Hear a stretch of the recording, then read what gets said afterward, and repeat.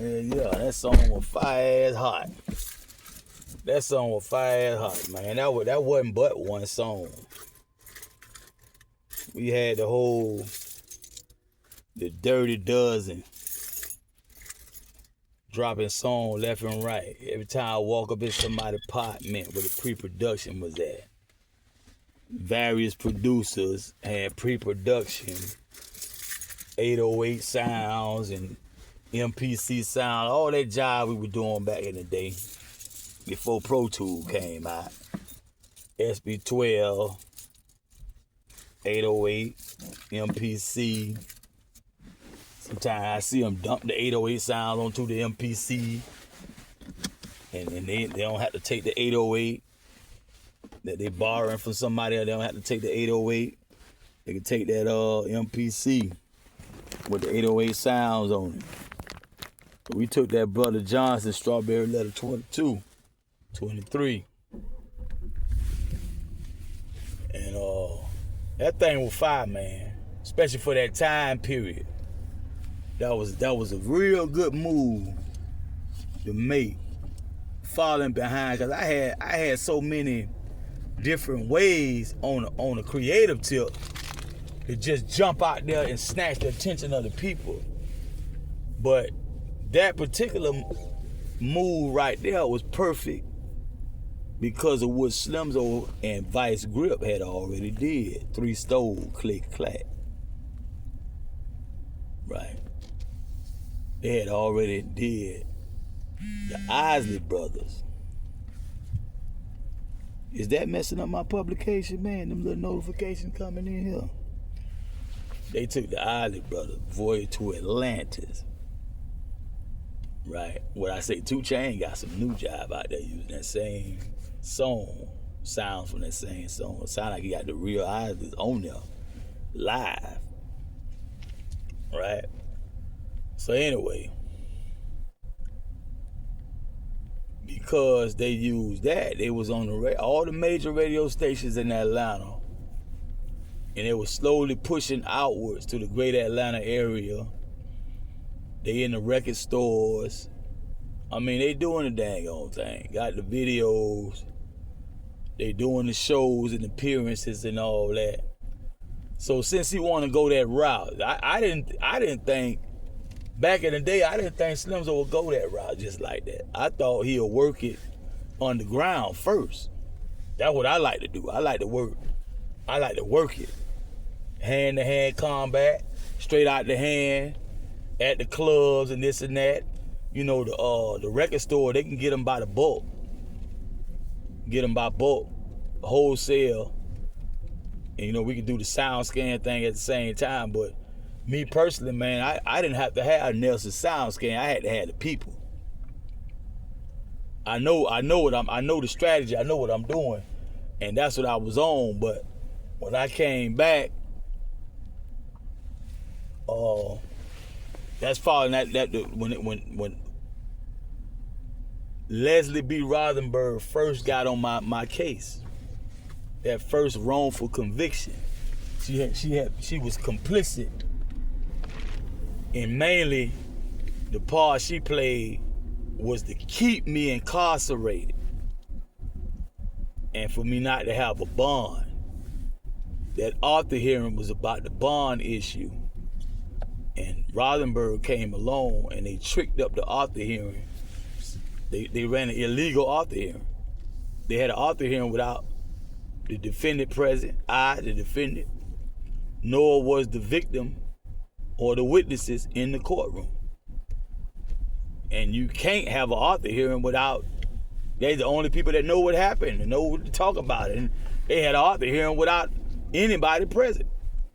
Officer Hine told the victims and the witnesses not to come into the courtroom. That was illegal. That is illegal. It's still illegal. So anyway, I'm coming back on probation right?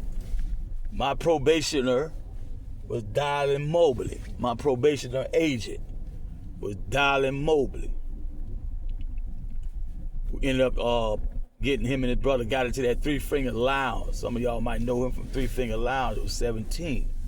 over there by Comptown, USA. Now, I see what Slimzo doing though, what he did do. And I don't even know Master P yet. I don't even know True.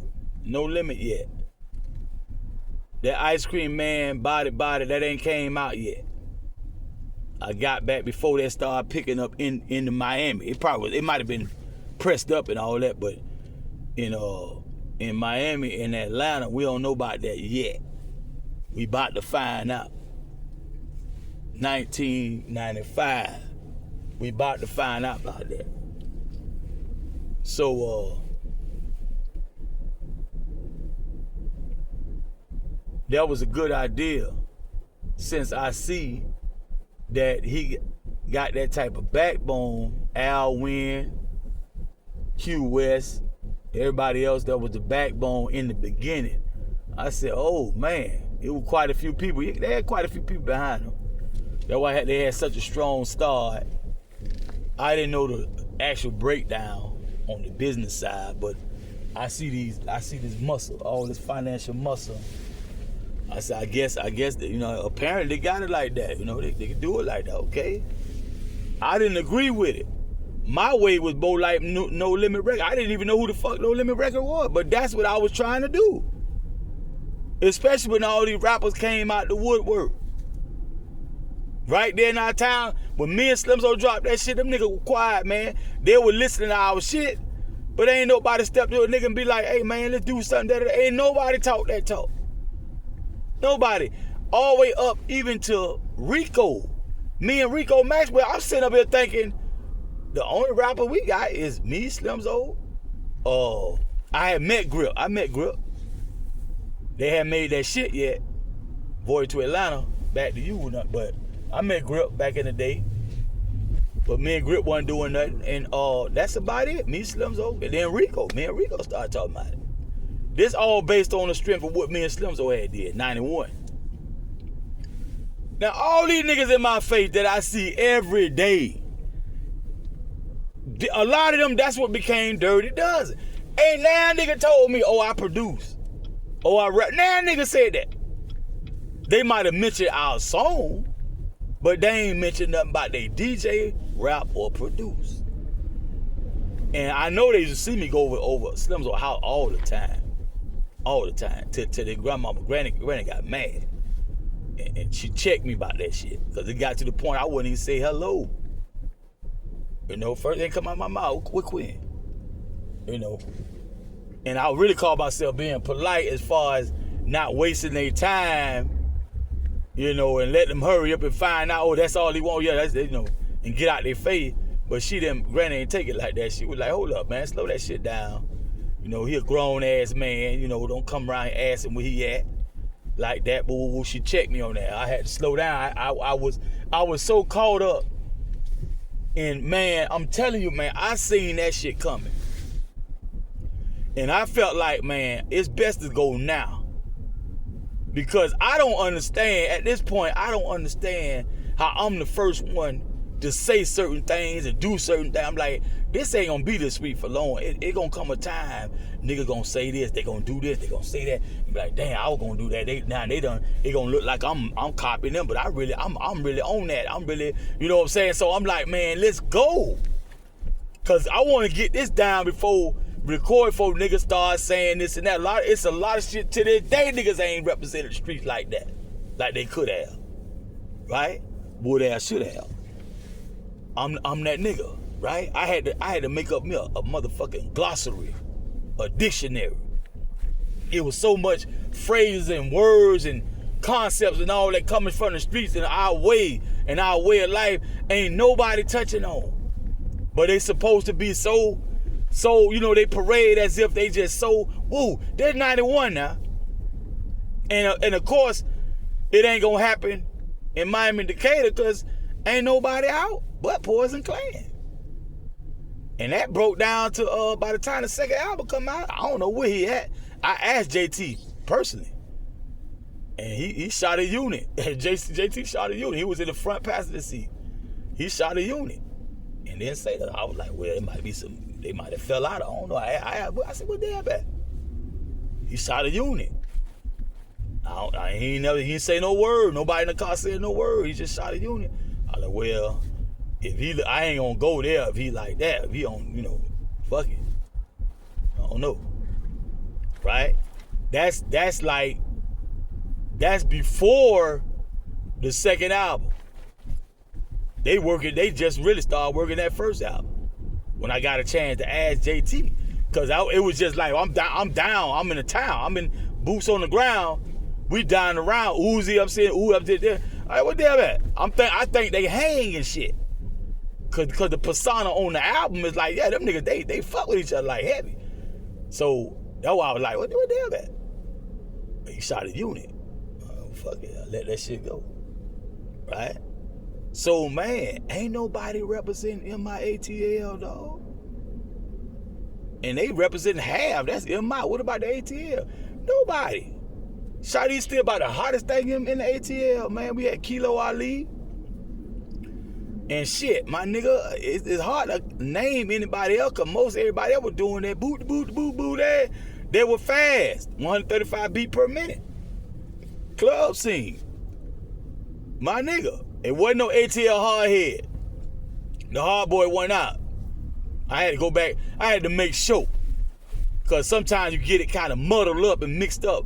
Because DeAndre Steven, Nard brother, was the one talking about the hard heads at one point. But the reason why he brought that up, he was trying to push me and Slimzo to go on and do the damn thing.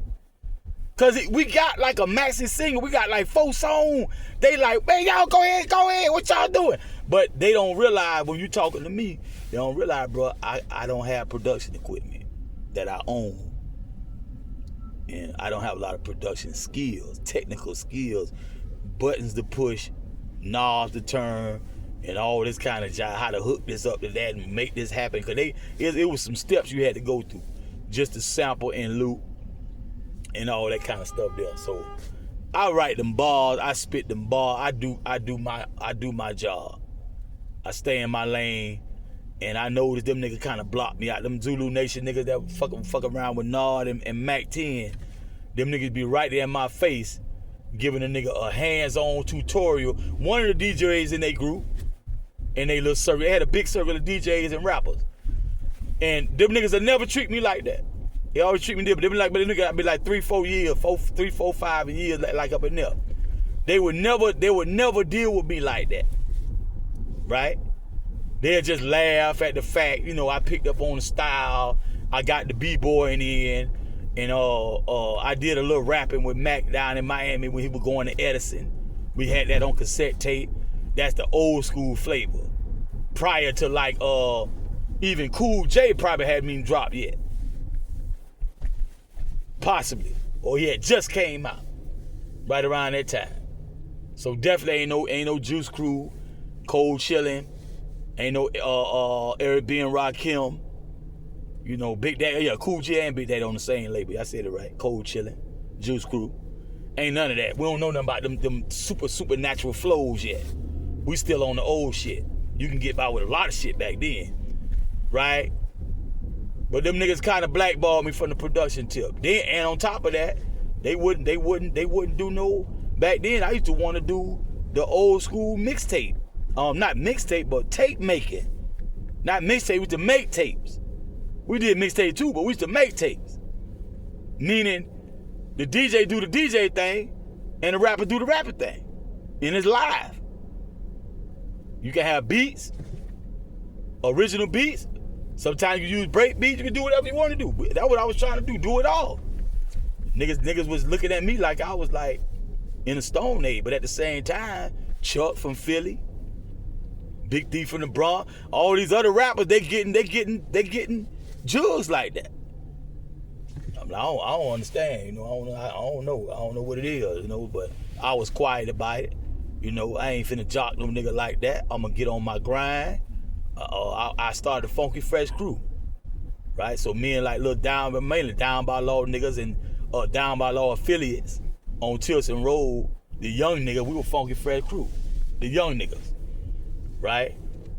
And So now, fast forward, like I say, Poison Clan, they like the only one representing the Southeast like it should be done, man. Ain't nobody out there. Ain't nobody in the game, period, really, yet.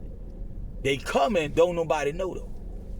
Because in all actuality, many niggas that did come out there, South Circle, Suave House, all the No Limit family, it's a name for that, Down South Hustlers, all that there, all that still don't represent who really was out here doing their thing. It was way more than what really actually ended up on the shelf. But we didn't even have that. We didn't have that. So Slim's old Vice Grip, they get together. They put that job out there. And you know, all my plans and stuff, I just gotta be hush so nobody else don't come up, step up and do it. Cause professionally, a lot of niggas dropping the ball professionally. What's happening, they get up there in that industry environment, and the industry is telling these niggas what's hot and what's not. In all actuality, you can't tell a real hip hopper, quote unquote, when you ain't even that. But y'all got a direction y'all want to go where the budget is going to really support the idea. So it's all about where the budget would back. So you get Casanova Rudd and Redhead Kingpin. You know, you got shit like this coming out. In between the special eds and the da-da-da-da, you know, you got the De La Soul, you know, but then you got all this other shit like, okay, that's it?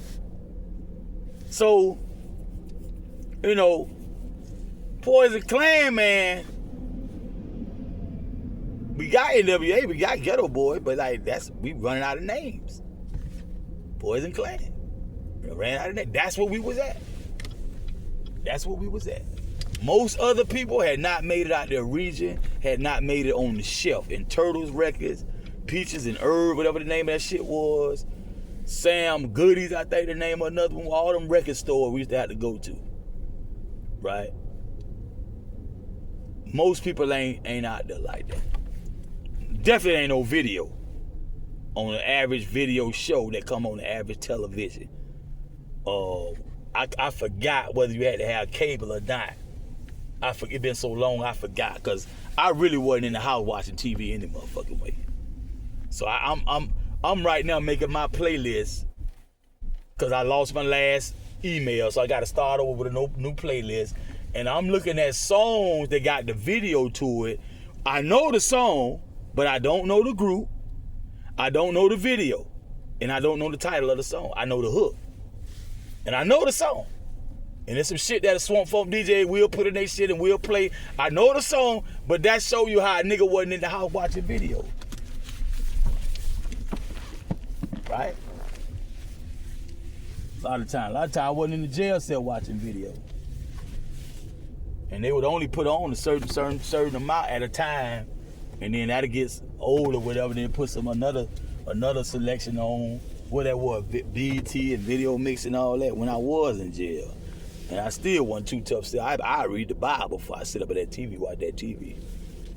Read editorials in Miami Times and shit like that. Right? Go to the law library, listen to them old coon talk. I listen to the young nigga talk, learn a whole lot of shit up in there. Right? Make my connections. You know, getting connections with niggas. Names I ain't gonna start saying, but I met a lot of motherfuckers in there in the joint and learned a lot of shit in that motherfucker that turned out to be true.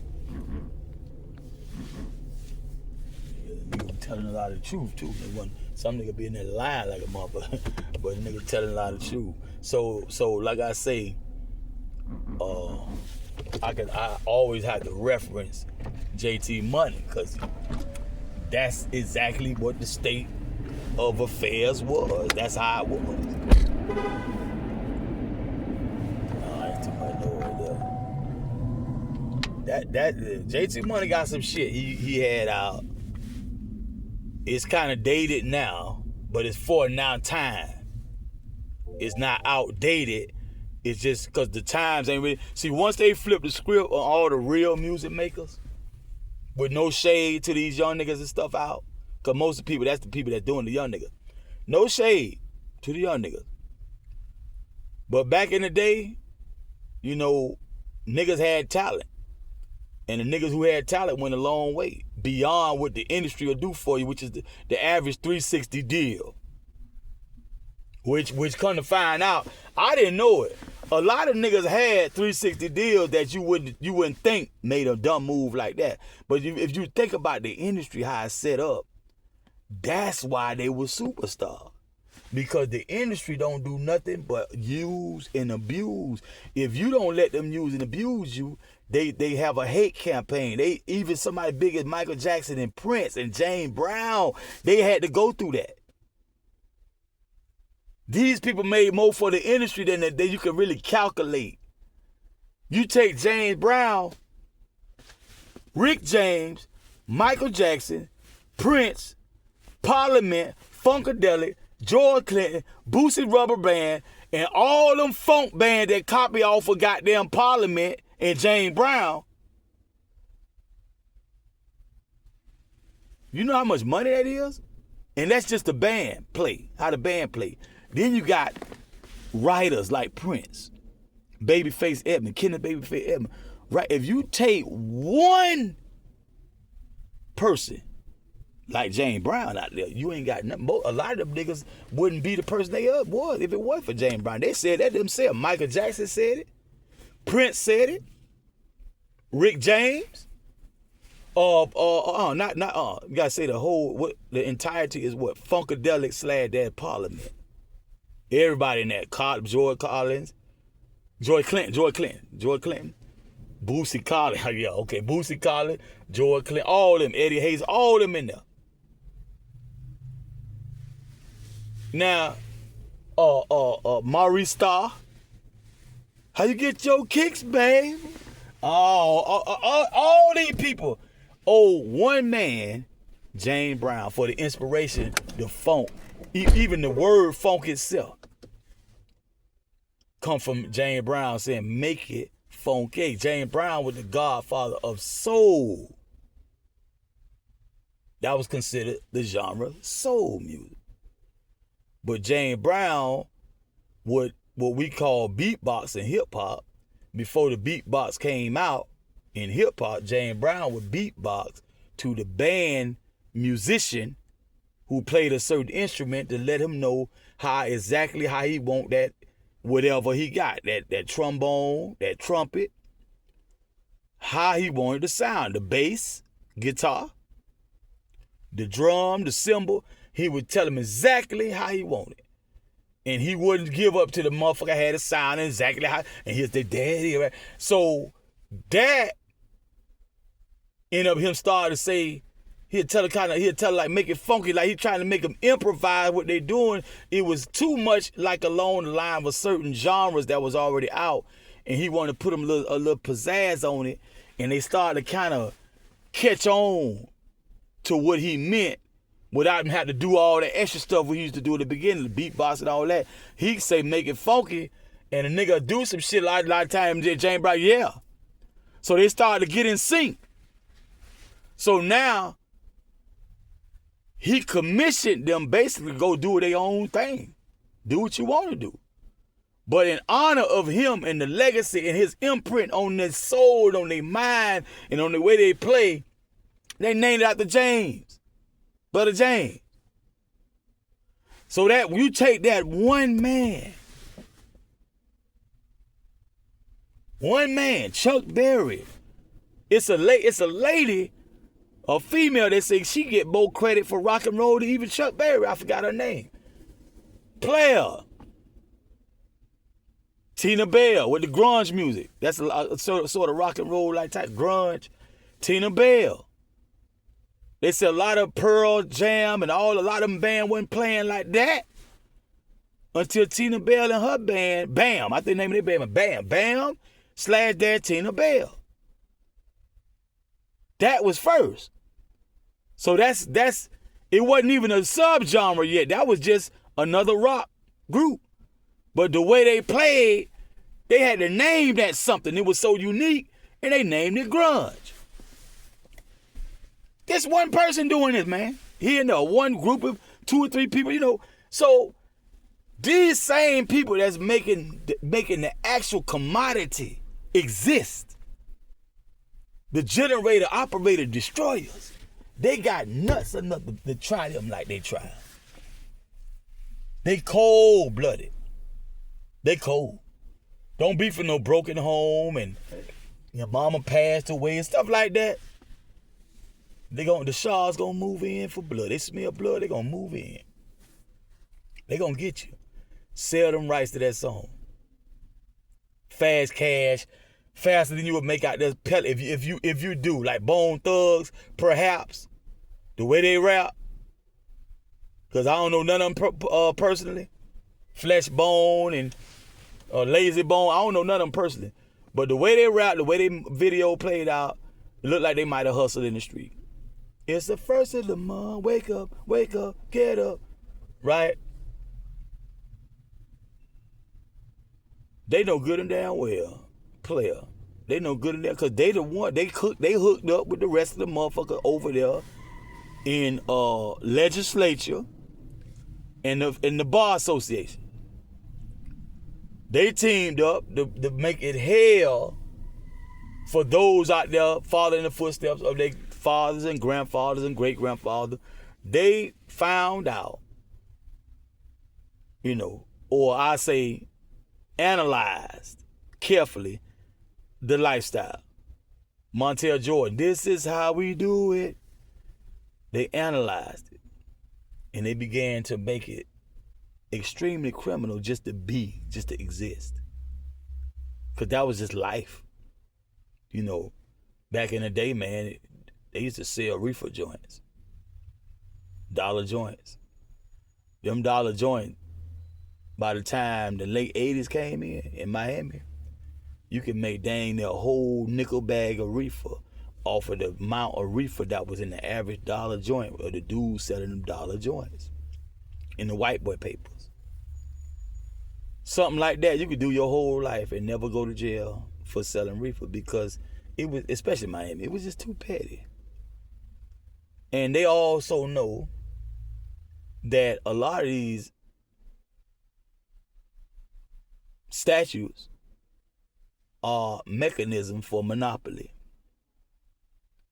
takeover. It's not really the moral argument that they say when those who come out to represent the war on drugs that we talked about starting way back with maybe Lyndon B. Johnson. I might be off on that. It might go back a little farther than Lyndon B. Johnson, when they coined the term war on drugs.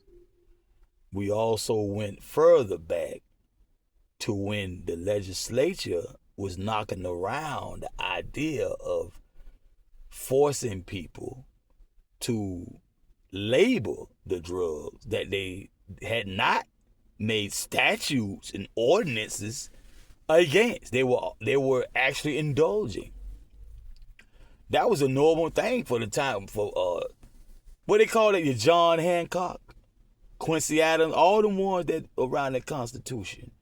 Even the paper itself might have been hemp paper that they wrote on the Constitution. That might be hemp paper right there.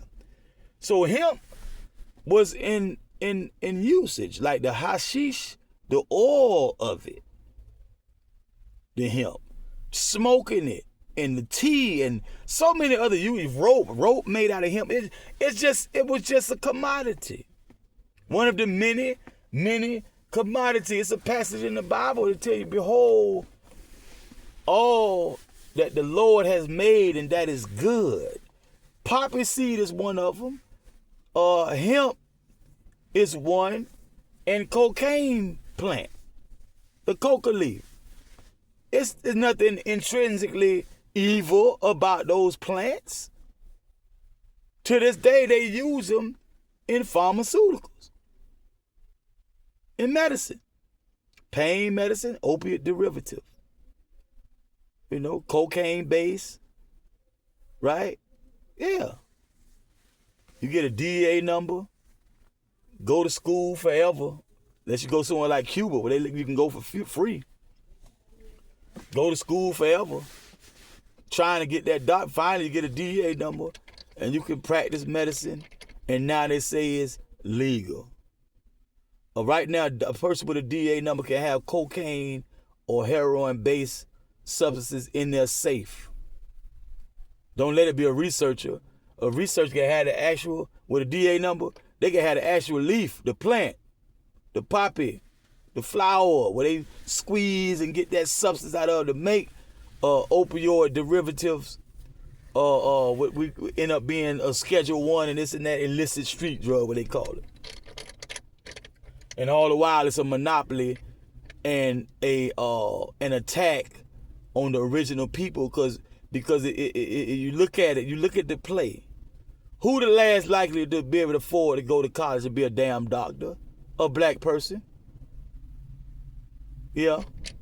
So-called African American. Who don't get all them perks and programs and all that stuff that used to be under affirmative action, but they also hide it here and there. So even though they'll do away with affirmative action, they also have these other programs, like the ones I listed in a recent YouTube upload about Venezuela and Chinese and this and that. I think Ukrainian, whatever. They can come over here.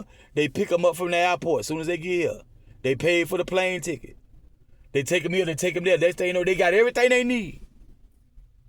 And right now, true blue blood Americans, whatever nickname you want to call them, the veteran Americans, done sent 80,000 people from the family line to die in their military. And all this stuff they've been doing for generations, they about to cut the SNAP benefits off next month. But you still got programs to give people who just got over here food, clothing, and shelter. They cut the HUD, they cut the Section 8. But you sending tens of billions, at least, to Israel. Tens of billions. One of the last figures I saw, they quoted tens of billions and showed how only tens of thousands can remedy some of the domestic problems we have with Americans that were born into citizenship, quote unquote citizenship, that can't be deported. They considered American or United States. Yeah. Right? We have a sick economy, domestic. But you can send all that money foreign and then allow foreign people to come into the country and thrive. Business loans, that wet foot, dry foot policy for Cubans only, business loans. All you gotta do is get an academic diploma or a GED. They'll pay for your college. Wow. An automobile. I mean, it's more like Cubano have a plan that's more like the wet foot, dry foot policy really is what everybody's supposed to be getting around the world because we're under occupation. The vouchers. Grand Sheikh Tariq Bey talks about the vouchers. The vouchers.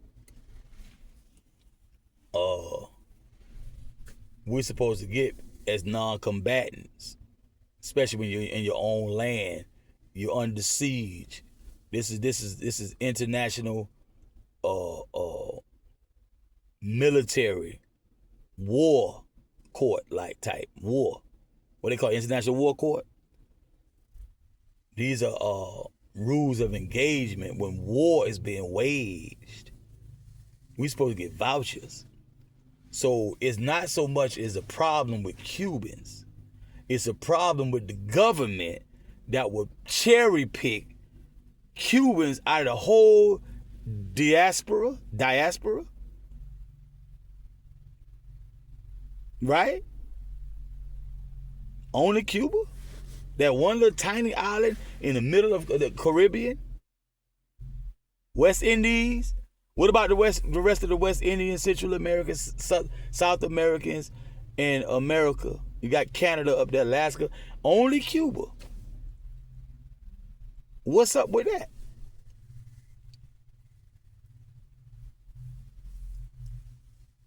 They have basically wrested the country away from us. Active Moors, more active. I'm listening to Chief Rod Pontiac, Rod Hayes. It sounds real good. But we have to see. I can't allow myself to be set up for an emotional roller coaster. And definitely not going to spew out a lot of stuff because I heard those guys, they actually research. They have more incentive to really say what they say. I'm just listening to somebody talk. It sounds convincing. But they did the real. I see the Lucatiers, Grand Shaitazo, they plugged in. So I'ma say it sounds good what's on the horizon for us. But when you look into the news and look at the world around you, it makes you wonder, what's really in the cards for us in the upcoming weeks, days, months, in the next 2 or 3 years. So, back to the discussion. Poison Clan. Home team, they went heavy on like the 2 Live Crew path. Because in Miami, that's another thing. Regionally, we was locked in because the way the music industry worked back then, if you're trying to get big time, you have to do something in your city. Therefore, you are defined by what pops in your region. Especially when you're independent. Or you're a little band or something like that, a little solo act. You got to plug into the region because you got to look 10 steps ahead of the game. You got to look, okay, when I start touring, I need to tour. I need to make some money. I'm in Miami, so we talking about all the major cities and Little Hole in the Wall, Pehokee and stuff like that, right? In Florida, Georgia, Bama, Mississippi, Tennessee, South Carolina, North Carolina, Virginia, that's to start off with. Then you bump out just a little further than that. Louisiana, Ohio, you start Chicago, you start going broader than, basically the Southwest, Midwest, and the North. But that's the first cities or states you get to coming out of the Southeast. So now you try to tackle that, or you jump on somebody bandwagon like 2 Live Crew, who like worldwide. They blew the fuck up. Poison Clan, baby 2 Live Crew. So that was their inside. That was like their wow. Yeah. So they gonna get their shows and they try. And that's where the real money come from. Cause Loot Records, man, was just a cut above the industry. He wasn't that far from the industry. Luke ain't right, though. But at the same time, I can't call it because he a one black man up against all that jive. And when the bills get paid, the whole machine is satisfied by the money. You take money, make money. He probably was doing the best he could with what was left over. So I can't call it, because I don't know his books like that.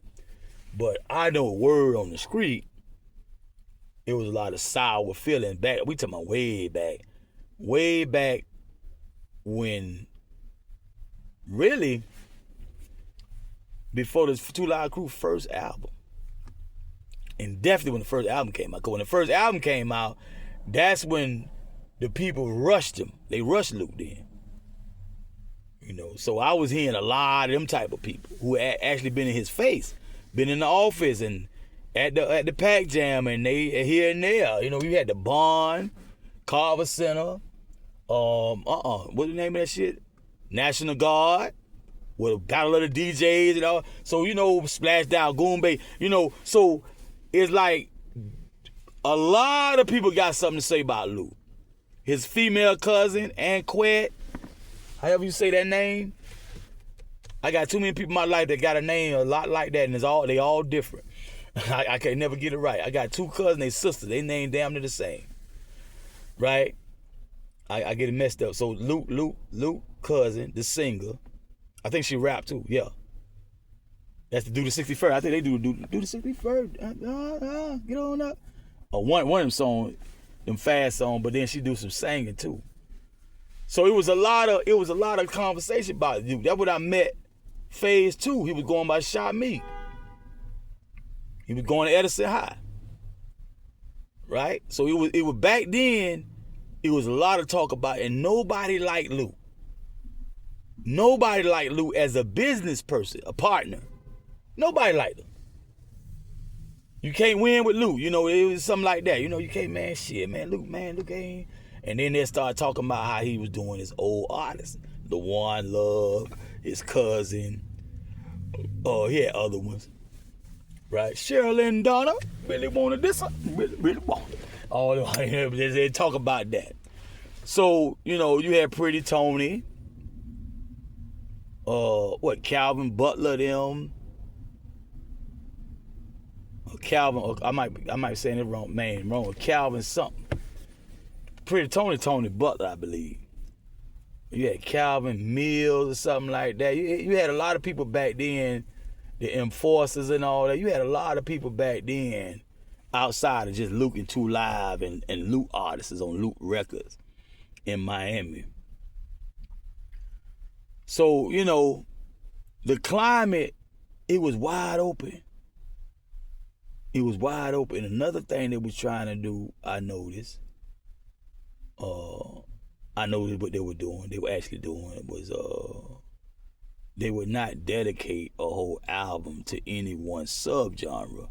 They would dabble. You know, once they started a little hardcore, NWA dabbled, Ghetto Boys, kind of, sorta. They were like the hardest edge of all of them, Ghetto Boys. I think the shit, Mind Playing Tricks on me. That about the closest you gonna get. The rest of that job was hard as hell. NWA, I forgot what NWA's had. It's something. I forgot. They were pretty hard too. But they had like skits though. They'll do little skits. That was their comic relief on their job. Little lighthearted stuff. They had some jive, man. I forgot. I gotta go look at the album what they had. Right. Some old club like shit. They had remixes. Easy does. It little stuff like in the club, it'll funk in the club. My name is Easy, yeah, this shit is true, like certain thing, a lot of easy singles. That was hard in the club. So, man, the game was wide open, boy. It was wide open. And we had a lot of people like-minded that was on their way, but by everybody being unique, this thing finna really get very interesting. It's gonna get awesome. It's gonna get turned out. But me and Slimzo dropped when it was ripe. Ain't nobody bust that cherry yet. Ain't nobody bust that grape like that. It's too much unsaid, undone. And all you got holding it down, like I say, KRS-One when Scott the Rock got murked, KRS-One backed off it up and got real positive. Right? School of D wasn't all that hard edge. He was just, you know, he hard. But they put some stuff out there that only that stuff would do or something more potent than that. And that was that NWA, Ruthless Records, Rap-A-Lot Records, Ghetto Boys, right? Big Mike came along, you know, and then Poison Clan. If you ain't had none of that, man, you ain't. Only thing could really hold us off was some pimping. Todd Shaw. Some Ice-T. Right? That's about the only thing. And we was like them gremlins, man. Them gremlins, once you feed them at the midnight, put that water, give them some water, feed them at the midnight, they get terrible, man. We was getting feisty, man. And the only thing that'll do it is some more of that stuff. So now, here we go, niggas like me and Slimzo, They all around the country. Here come Chad Butler, Bun B. Oh my God. Man, here comes Spice 187 faculty, Ant Banks. Oh, backing him up. Oh man, what the fuck? Woo-wee.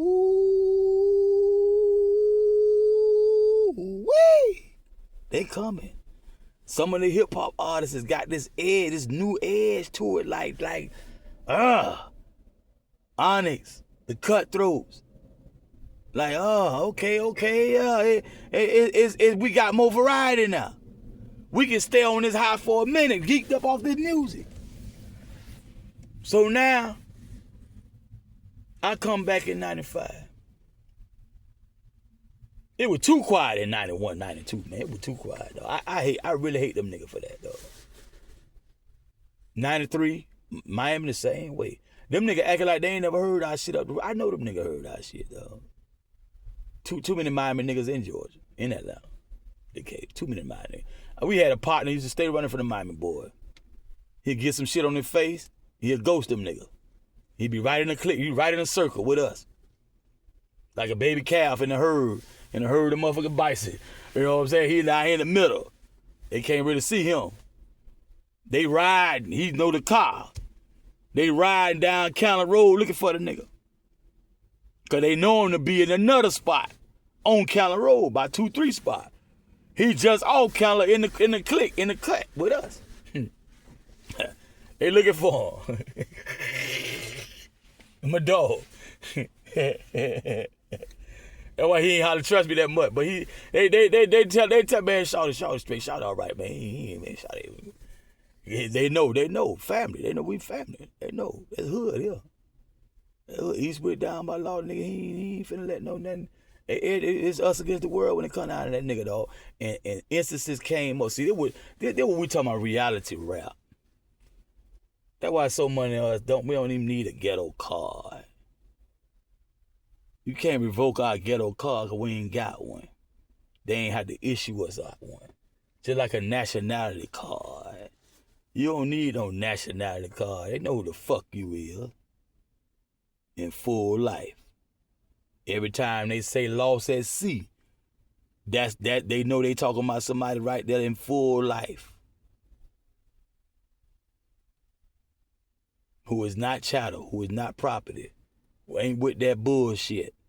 And the minute they get a chance, they know you'll bust their head wide ass motherfucking open, like a lot of them victims' photographs and whatnot pass through that courthouse.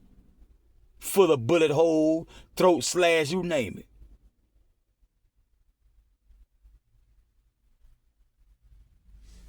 Now, they coming. MJG and 8 Ball. Righteous Funk, Boogie, Trick Daddy, all these people on their way. Trick already out there. He bout. He ain't out just yet. He went in talent shows at the Pac Jam though. But they ain't came out with that Scar. Him and Verb ain't got behind Luke yet. Just yet. They on the way. But they up under all that.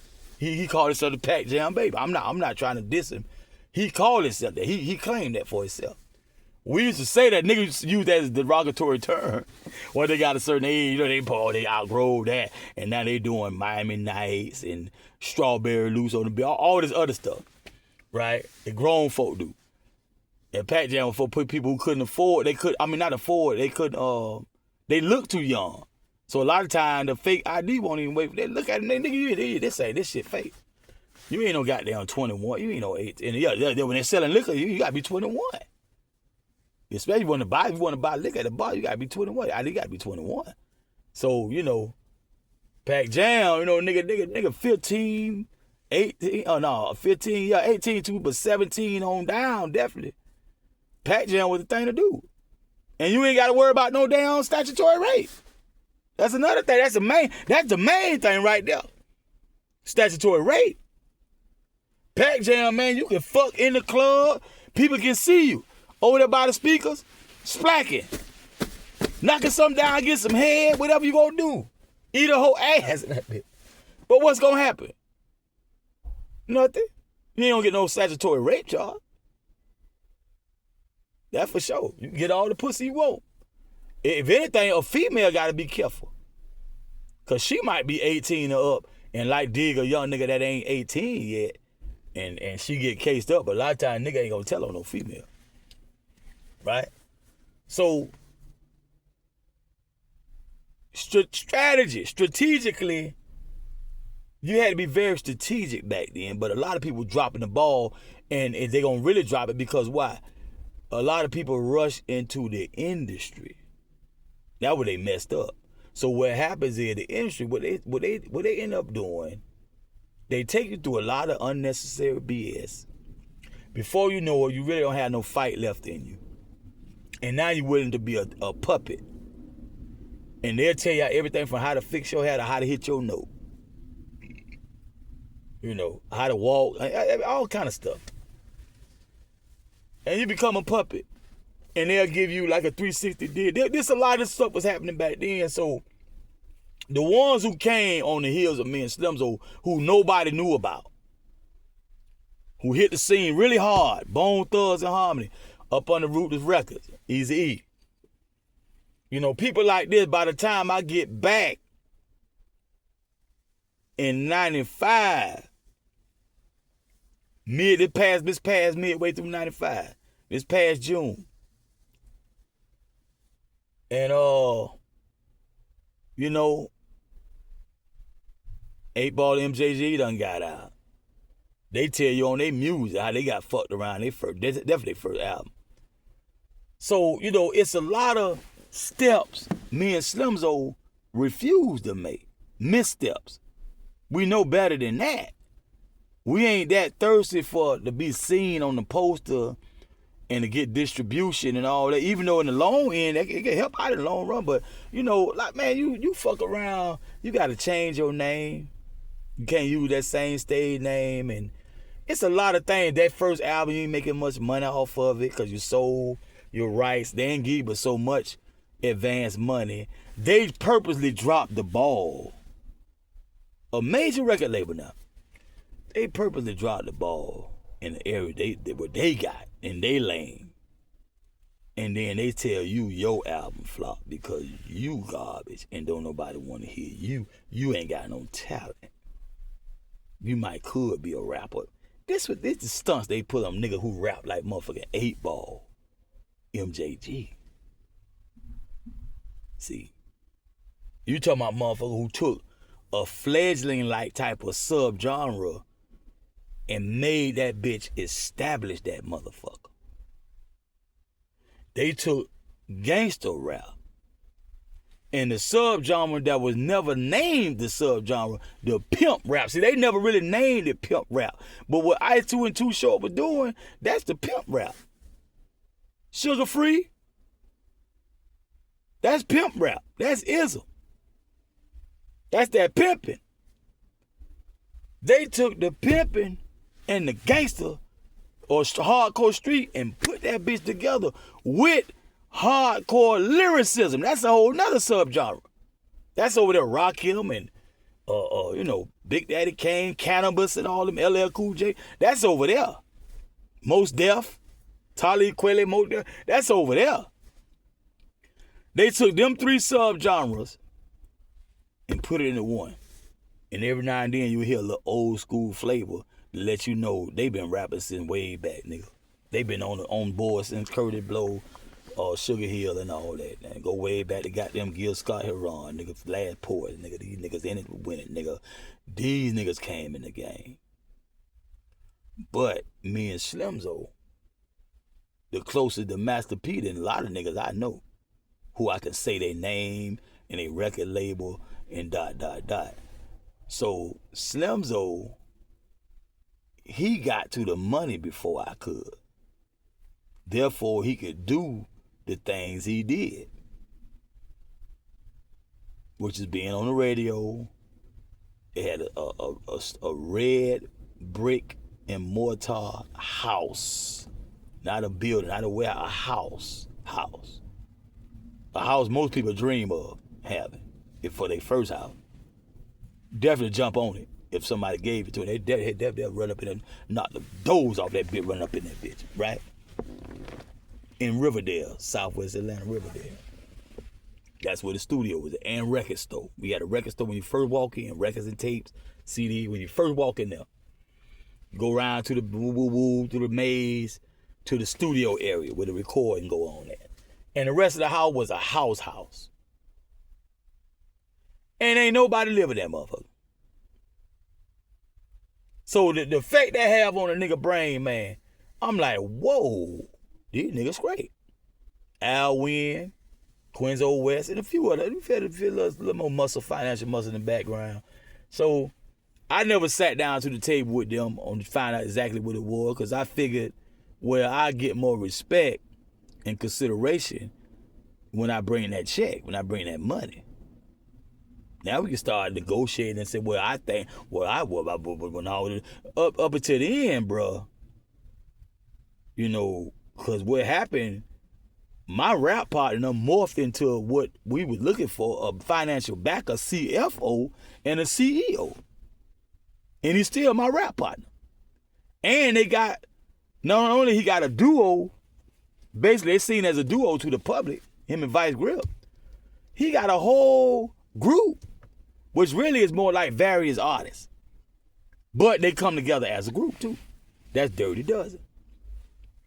So I got a jubilee. I got to jump for joy, man. I mean, man, when I was here, man, in 91, man, this shit had not come out the woodwork. And I was looking for it in the daytime with a flashlight. I was digging back to the older niggas, like Supreme and Soul Messiah. Oh, damn, he hit that shit? That bitch drunk. Motherfucker drunk as fuck, ain't he? How the fuck he hit that? You ain't see that shit? Couldn't have hit it that hard, because he ain't fuck that shit up. That shit'd be fucked up. That shit about that new shit there. That bitch, that's an old ass bitch over there. Old ass non-driving ass. Probably need to go to the eye doctor. Tore that shit up. Blue. Hey,